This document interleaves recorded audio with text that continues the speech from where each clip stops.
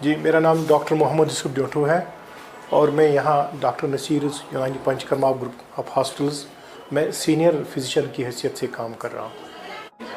देखिए, ऐसा है कि वैसे तो पूरी through out the season leech therapy कराई जा सकती है, लेकिन आज के दिन मखसूसन इस वजह से करवाई जाती है क्योंकि इसका एक अपना बैकग्राउंड है। असल में क्या है कि आज का दिन स्प्रिंग इक्विनॉक्स माना जाता है, यानी कि आज दिन और रात बराबर होते हैं। और दूसरा ये कि आज के दिन बाहर की आमद होती है।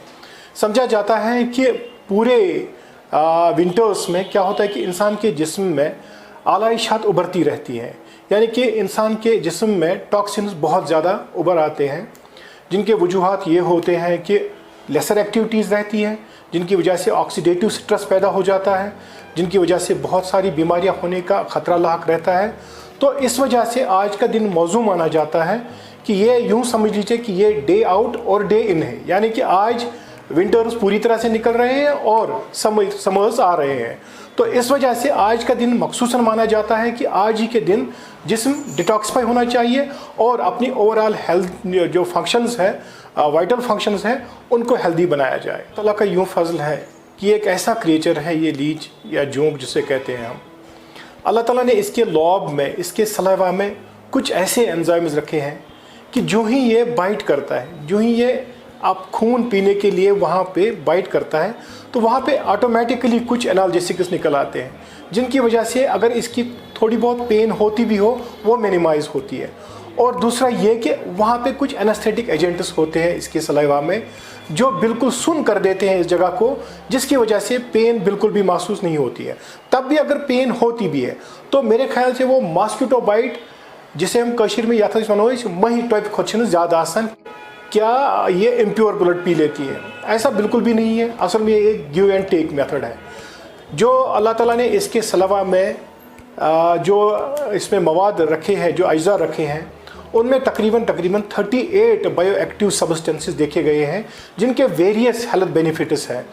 तो ये प्योर ब्लड ही पीती हैं, लेकिन अगेंस्ट दैट ये कम से कम 38 अज्जा उस वक्त डाल देती हैं, लेकिन पीती है ये हमेशा प्योर ब्लड ही। सारे अमराज हैं, मैं यूँ तो कहूँगा कि लीच एक वंडर मेडिसिन है। जहाँ पे हमारे ऑरल मेडिकेशन फेल हो जाती हैं, वहाँ पे लीच का एक बहुत ज़बरदस्त ये अपना रोल है। ये यूनानी तरीके इलाज की बात अगर करें कि यूनानी तरीके इलाज में एक डिसिप्लिन है जिसको हम रेजिमेंटल थेरेपीज़ कहते हैं। रेजिमेंटल थेरेपी का एक इम्पॉर्टेंट पार्ट लीच थेरेपी है।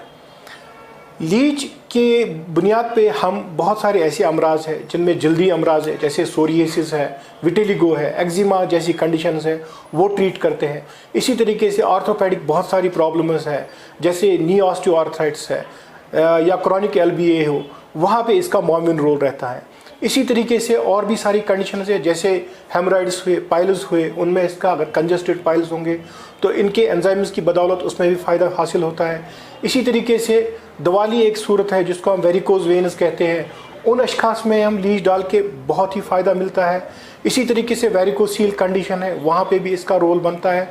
कुछ ऐसी प्रॉब्लम्स है जो इंसान के ब्रेन के रिलेटेड है, जैसे एल्ज़ाइमर्स डिजीज़ है, वहाँ पे जो कि माइक्रो सर्कुलेशन एस्टेब्लिश करने में ये बहुत ज़्यादा हेल्प देती है। इसी तरीके से अगर कानों में आवाज़ें आती हैं जिनको हम टिनाइटिस कहते हैं, जिसके बहुत सारे साइनोसाइड्स भी रीज़न होता है, उसमें इसका मुआविन रोल रहता है। इसी तरीके से अगर देखा जाए इस वक्त डेवलप्ड कंट्रीज़ में रिकन्स्ट्रक्टिव और प्लास्टिक सर्जरी में तक इनका रोल देखा जाता है, क्योंकि जब वहाँ ग्राफ्टिंग होती है, स्किन ग्राफ्टिंग होती है, तो उसको माइक्रो सर्कुलेशन को प्रमोट करने के लिए, ताकि वो ग्राफ्ट फेलियर ना हो, वहाँ पे भी लीच का रोल बनता है। इस तरीके से मैं ये कहूँगा कि लीच एक वंडर मेडिसिन है और इंसान को ज़रूर इससे मुस्तफ़ीद होना चाहिए।